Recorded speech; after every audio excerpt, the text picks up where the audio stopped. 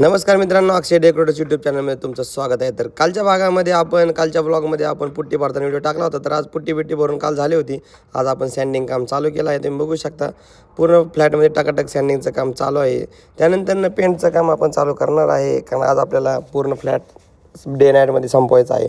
सोमवारनं ceiling मारायला घेतली आहे, राजू पण सिलिंग मारत आहे. प्रत्येकाने वेगवेगळे काम घेतलं आहे. भैया खाली मारत आहे, विशाल भिंती मारत आहे. त्यानंतर प्रशांतला म्हटलं ब्लॅक काढा खालचा मारून घे. सोमाला म्हटलं लाईटी वगैरे साफ क्लीन करून घे चकाचक. त्यानंतर बाहेर आलो.